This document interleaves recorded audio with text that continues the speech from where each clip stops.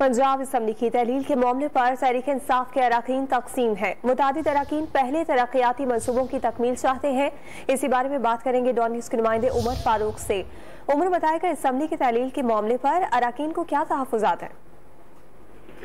जी, chairman PTI Imran Khan ने divisional सतह पर मुशावरत शुरू कर दी है अरकान असम्बली से पंजाब असम्बली के तहलील के मामले पर, लेकिन पार्टी जराए ने ये बताया है कि पीटीआई के अरकान असम्बली पंजाब असम्बली की तहलील के मामले पर तकसीम है और इस सिलसिले में जो है तहरीक इंसाफ में असम्बली तहलील पर इख्तलाफ राय मौजूद है। पार्टी में मुतअद्दिद अरकान असम्बली ये चाहते हैं कि तरक्याती मनसूबे पहले मुकम्मल हो जाएं इलेक्शन से कबल, और इसके साथ साथ ये भी बाज़ अरकान की राय है कि तहलील जो है इमरान खान के सेहतयाब होने तक ना हो, चूंकि फौरी इंतखाबात अगर ऐलान हो जाता है तो इमरान खान का इंतखाबी मुहिम में जाना मुश्किल हो जाएगा।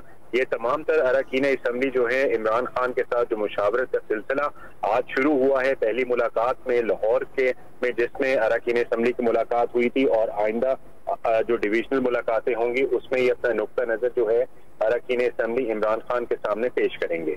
उमर फारूक, तफसीलात के लिए आपका बहुत शुक्रिया।